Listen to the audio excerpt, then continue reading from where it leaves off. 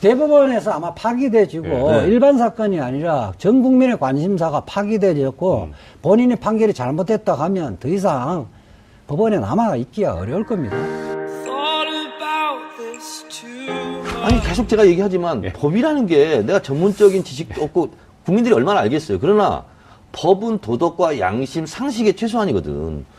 아니 어떻게 이재용을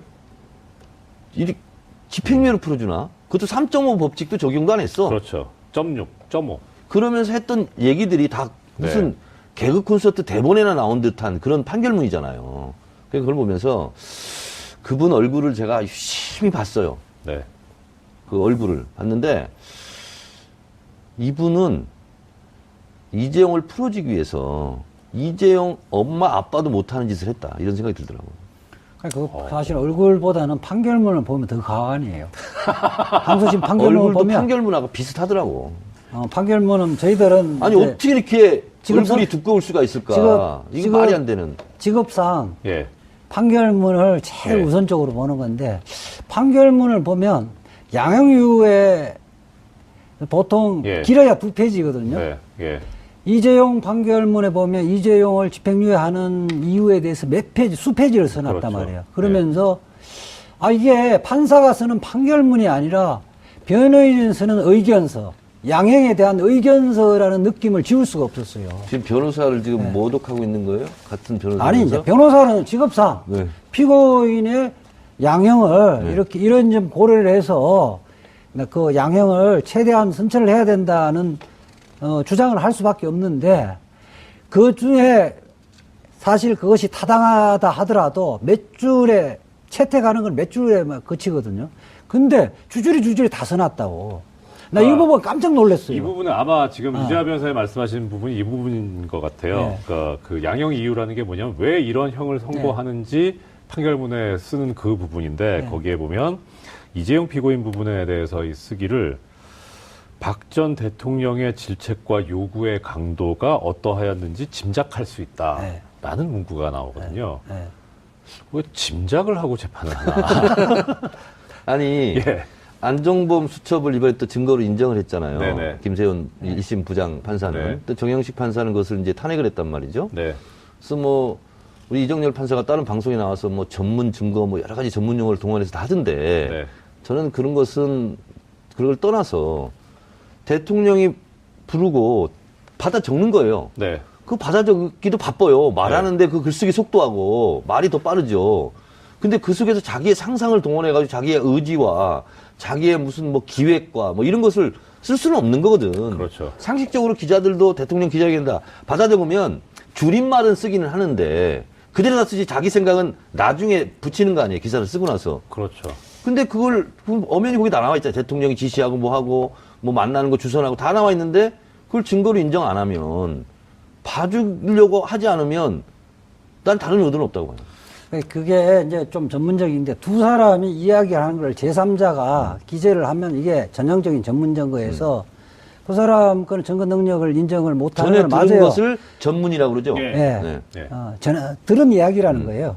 근데 정청래 전 의원님과 저하고 이야기를 한 거를 내가 쓰면 그거는 증거 능력이 있는 거예요. 그러니까 거의 녹음과 같은 거잖아요. 이게 박근혜 대통령 전 대통령하고 그 누구죠? 수석 안종범과 이러한 취지의 대화했다는 사실 이거를 인정할 수 있는 증거 능력은 있다는 거예요. 그건 직접 화자니까요. 대화자니까. 예, 사실 아까 정 의원님께서 말씀하셨는데 결국 이게 전문적인 용어로 뭐 전문 증거니 뭐니 이것보다 그러니까 결국 국민의 눈에 맞고 상식의 선에 맞는 그러니까 만약에 이런 게 저는 이제 나중에 그런 생각을 했어요. 뭐 저도 법 공부를 안 한 건 아닙니다만 조금 했죠. 이런 게 증거가 안 된다면 법 때문에 법을 바꿔야 되지 않나 이러면 그럼요. 그런 생각이 들어요. 뇌물 사건 대부분 보좌관이나 운전기사나 이런 사람들 돈을 준 사람들이 수첩 압수수색하다 수첩 메모한 것 같고 그 수사가 개시되고 그거로 유죄가 되는 거거든요.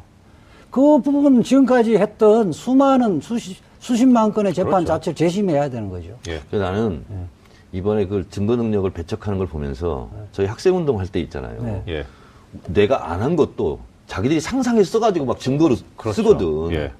근데 이거는 뻔히 있는 것도 안 써요. 도대체 판사들 왜 그러는 거예요? 전 잘 모르겠고요.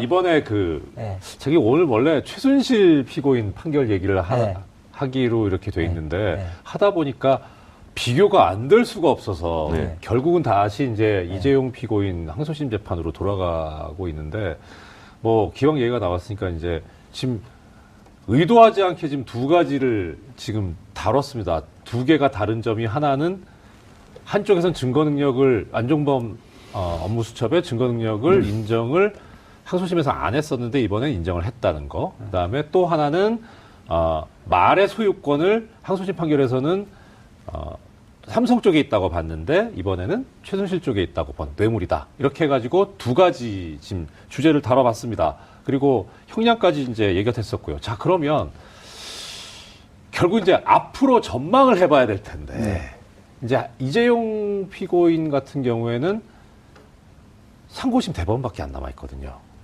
자, 우리 참 예언님께서는 저는 전망이라기보다도 희망인데 대법원에서 난 돌려보냈으면 좋겠어요. 그리고 그럴 가능성도 매우 높다 이렇게 보고 있는데 당장 문영표 전 이사장 같은 경우는 헛짓한 거야 본인이 꿈속에서. 아니 헛짓은 아니고 자기가 박애주의자로서. 그러니까 박애주의자로서. 그러니까 삼성이 너무 힘들 것 같아서. 그러니까 부탁도 안 받았고 아무도 안 시켰는데. 이건 얘기해야 자기가 되겠다. 감옥 갈 것을 각오하고. 그것까지 설마 그러셨을까요? 아니 그러니까 감옥 갈 수 감옥을 갈 수 있겠다는 생각도 했을 수 있어. 네네네. 그러니까 결국은 1심, 2심 그리고 다른 여러 재판부에서 여러 가지 모순과 충돌이 일어났을 때는 대법원이 결국은 최종 결정을 해야 되는 거 아니겠습니까? 네, 그렇죠. 근데 이제 이것이 유죄냐 무죄냐 이걸 가지고 이제 증거 능력으로 채택을 하느냐 마느냐 이런 부분은 대법원에서 판단한다면서요. 네네. 형량을 10년을 20년을 해라 이런 건 안 하더라도. 그렇죠. 그건 못 하고요. 그러면 결국은 지금 1심과 2심이 판결이 모순이 됐잖아요. 당장 말 소유권 문제들을 가지고도 그렇고 안종범 증거 능력을 인정을 하느냐 마느냐도 그렇고. 근데 결국 이건 대법원에서 그러면 다시 해야 되는데 이런 거를 있잖아요. 우리 또 모든 국민이 지금 법에 대해서 지금 많이 공부하고 있는데 전원 합의체 이런 데서 하면 유리해요, 불리해요? 아니 저기 좀 죄송한데요. 저 MC거든요. 뭘 MC야? 저한테 묻지 마시고요. 그걸 해설해 주셔야죠. 왜 판사 출신이고 판사가 안 했잖아. 이재용 부회장의 대법원 사건에서 핵심 쟁점 3가지로 봐요. 첫 번째 1심 판결에, 항소심 판결에 의하더라도 말 사용이익은 뇌물로 봤는데, 그거를 평가를 안 했잖아요. 그렇죠. 결국은 제로로. 액수는 모르겠다. 계산 결국 불가. 그거를 없는 걸로 판결을 했었거든요. 그런데 말이란 것은 실제 최정점의 1, 2년 부분의 사용 가치가 그 말의 값이에요. 그러니까 사실상 36억이라는 거예요. 근데 그 부분에 대해서 검사가 가격을 평가를 안 해놨으니까 검사한테 성명을 구해서 이 부분을 어떻게 평가를 하느냐. 그걸 뭐 감정인이나 전문가들의 의견서를 제출한다든지 감정을 하든지 해야 되는데 그걸 전혀 안 했다. 이거는 명백하게 심리 미진이죠. 변호사님 이런 것 같아. 잠깐만 제가 조금 더 이야기할게요. 100평 아파트에서 2년 살았어. 근데 사용료를 안 낸 거야. 그 계산하면 금방 나오잖아. 근데 그 부분은 뭐 임대료 상당이니까 작아요. 이자 상당 작은데 말은요. 전성기 때 1, 2년 동안 실제 타는 가격이 전부예요. 그러니까 말은 그때 우승도 하고 하니까. 임대차료 상당의 이익이 아니에요. 사실상 36억이 전부라는 거예요. 아마 이게 전문가들의 감정 맡기면 대부분 그렇게 나와요. 어쨌든 그 부분이 검사가 일단 물어보지도 않고 그 계산도 안 됐다는 이유로 0으로 계산한 거거든요. 이거는 뭐 아마 대법관 전원이 일치일 거예요.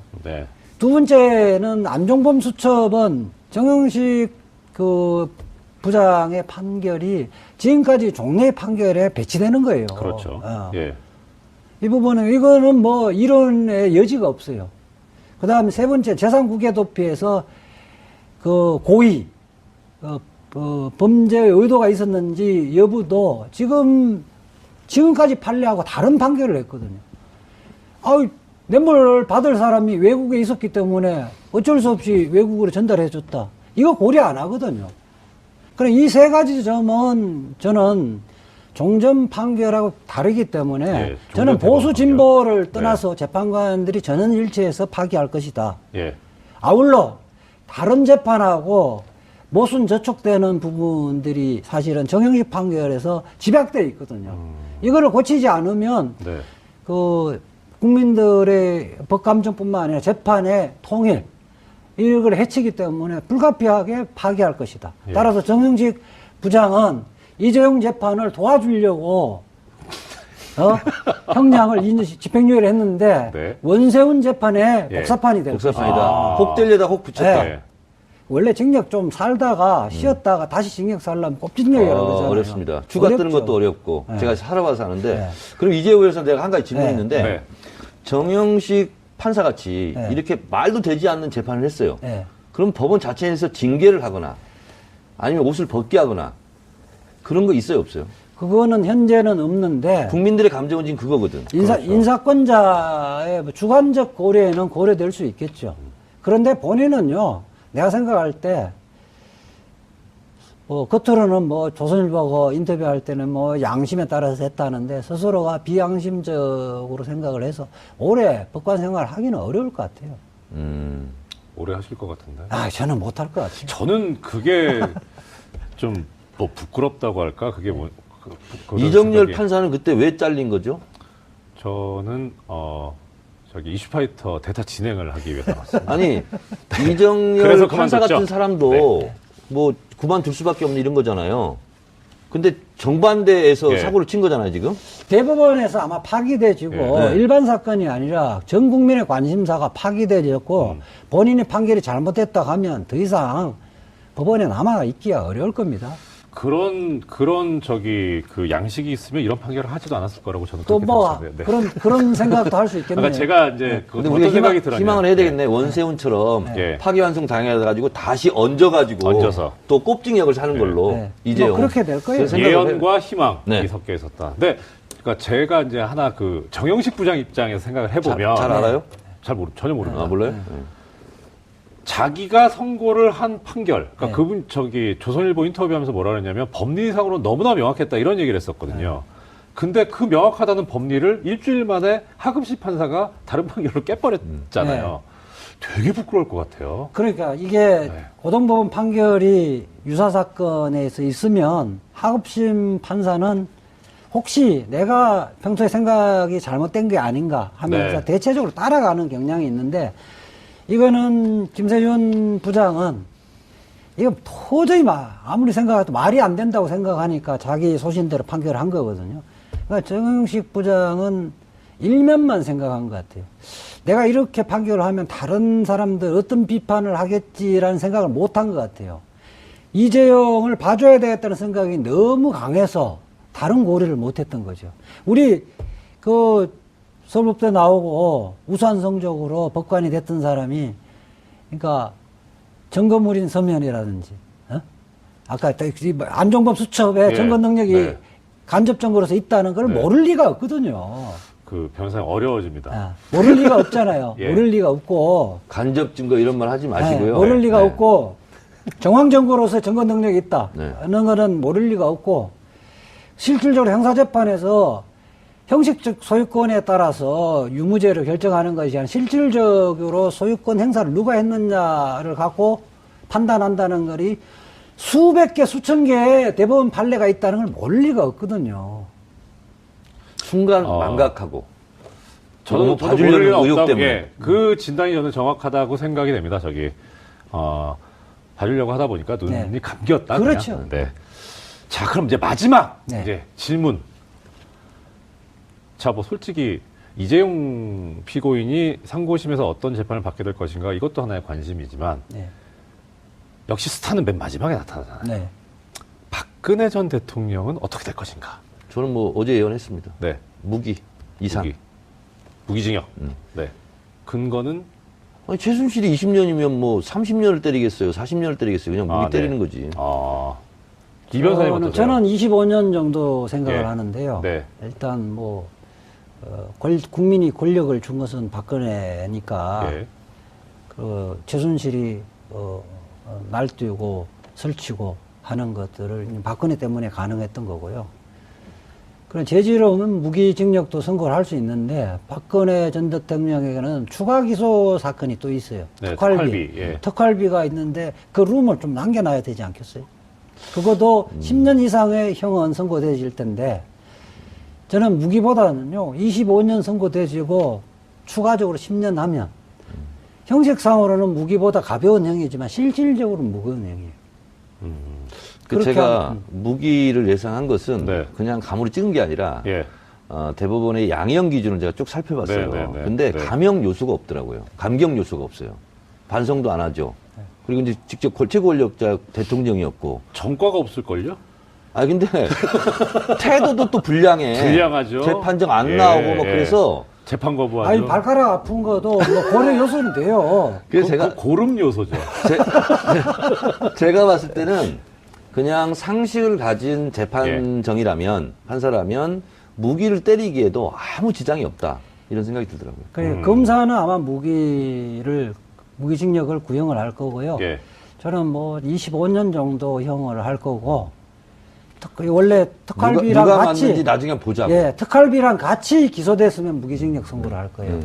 그러니까 따로따로 하면 사실상 피고인에게 불리하잖아요. 그렇죠. 그런 거를 고려를 해서 하지 않을 거냐. 뭐 짜장면 얘기를 하시죠. 이게 짜장면 방송에서 이런 거 하면 안 되지만 사실 뭐 두 분께서 이렇게 지금 25년간 무기징역 얘기하셨으니까 떡라면 내기 어떠세요? 예, 아니요. 좋습니다. 제가 만약에 틀리면 이정현 손에 장을 지시겠습니다. 그거 괜찮은 제안입니다. 저는 뭐 짜장면 안 그렇어요. 떡라면 하죠, 떡라면. 떡라면? 자, 그러면 대법원에서 아마 파기돼지고 네. 일반 사건이 아니라 전 국민의 관심사가 파기돼졌고 본인의 판결이 잘못됐다 하면 더 이상 법원에 남아 있기가 어려울 겁니다. 아니 계속 제가 얘기하지만 법이라는 게 내가 전문적인 지식도 없고 국민들이 얼마나 알겠어요. 그러나 법은 도덕과 양심, 상식의 최소한이거든. 아니 어떻게 이재용을 집행유예로 풀어주나? 그것도 3.5 법칙도 적용도 안 했어. 그렇죠. 0.6, 0.5. 그러면서 했던 얘기들이 다 무슨 개그 콘서트 대본에나 나온 듯한 그런 판결문이잖아요. 그러니까 그걸 보면서 그분 얼굴을 제가 유심히 봤어요. 네. 그 얼굴을 봤는데 이분은 이재용을 풀어주기 위해서 이재용 엄마 아빠도 못하는 짓을 했다 이런 생각이 들더라고요. 그러니까 사실 얼굴보다는 판결문을 보면 더 가관이에요. 항소심 판결문을 얼굴도 보면 판결문하고 비슷하더라고. 판결문은 쓰는데 그대로 놨으지 자기 생각은 나중에 붙이는 거 아니에요. 기사를 쓰고 나서. 그렇죠. 근데 그걸 엄연히 거기 다 나와 있잖아요. 대통령이 지시하고 뭐 하고 뭐 만나는 거 주선하고 다 나와 있는데 그걸 증거로 인정 안 하면 봐주려고 하지 않으면 난 다른 의도는 없다고 봐요. 그게 이제 좀 전문적인데 두 사람이 이야기하는 걸 제3자가 기재를 하면 이게 전형적인 전문 증거에서 그 사람 그 증거 능력을 인정을 못하는 전에 건 들은 맞아요. 것을 전문이라고 그러죠. 예. 네. 들은 이야기라는 거예요. 근데 정청래 전 의원님과 저하고 이야기를 한 거를 내가 쓰면 네. 그거는 증거 능력이 있는 거예요. 거의 녹음과 같은 거잖아요, 이게 박근혜 지금. 전 대통령하고 그 누구죠? 수석 안종범. 안종범과 이러한 취지의 대화했다는 사실.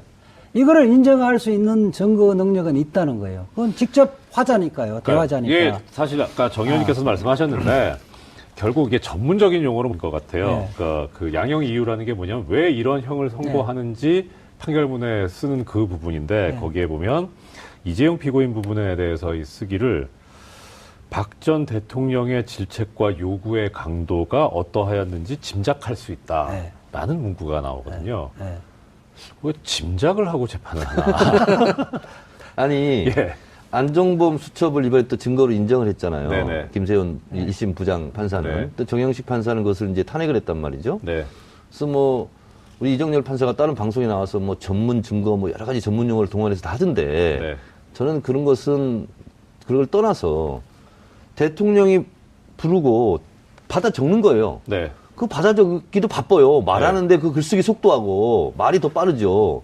근데 그 속에서 자기의 상상을 동원해가지고 자기의 의지와 자기의 무슨 뭐 기획과 뭐 이런 것을 쓸 수는 없는 거거든. 그렇죠. 상식적으로 기자들도 대통령 기자회견다 받아 적으면 줄임말은 쓰기는 하는. 저희들은 아니 어떻게 이렇게 얼굴이 두꺼울 수가 있을까? 이게 말이 안 되는. 직업상 예. 판결문을 제일 예. 우선적으로 보는 건데 판결문을 보면 양형 이후에 보통 예. 길어야 2페이지거든요. 네. 예. 이재용 판결문에 보면 이재용을 집행유예하는 이유에 대해서 몇 페이지, 수페이지를 써놨단 그렇죠. 말이에요. 그러면서 이게 판사가 쓰는 판결문이 아니라 변호인이 쓰는 의견서, 양형에 대한 의견서라는 느낌을 지울 수가 없었어요. 지금 변호사를 지금 모독하고 있는 거예요? 같은 변호사? 아니, 이제 변호사는 직업상 네. 피고인의 양형을 네. 이렇게 이런 점 고려를 해서 그 양형을 최대한 선처를 해야 된다는 주장을 할 수밖에 없는데 그 중에 사실 그것이 타당하다 하더라도 몇 줄에 채택하는 건 몇 줄에 그치거든요. 근데 주줄이 다 써놨다고. 나 이 부분 깜짝 놀랐어요. 이 부분은 아마 지금 이재하 변호사님 말씀하신 부분이 이 부분이 뭐 전문 증거니 뭐니 이것보다 그러니까 결국 국민의 눈에 맞고 상식의 선에 맞는 그러니까 만약에 이런 게 저는 이제 나중에 그런 생각을 했어요. 네. 뭐 저도 법 공부를 안 한 건 아닙니다만 조금 했죠. 이런 게 증거가 안 된다면 법 때문에 네. 법을 바꿔야 되지 않나 이러면 그럼 예, 뇌물 그런 생각이 사건에 들어요. 예, 뇌물 그런 사건 생각이 들어요. 대부분 보좌관이나 운전기사나 이런 사람들 돈을 준 사람들이 수첩 압수수색하다 수첩 메모한 것 같고 네. 그 수사가 개시되고 그거로 유죄가 되는 거거든요. 그 부분은 지금까지 했던 수많은 수십만 건의 재판 그렇죠. 자체를 재심해야 되는 거죠. 예. 그래서 나는 이번에 그 증거 능력을 배척하는 걸 보면서 저희 학생운동 할 때 있잖아요. 네. 예. 내가 안 한 것도 자기들이 상상해서 써가지고 막 증거로 그렇죠. 쓰거든. 예. 근데 이거는 뻔히 있는 것도 안 써요. 도대체 판사들 왜 그러는 거예요? 전 잘 모르겠고요. 이번에 네. 저기 오늘 원래 최순실 피고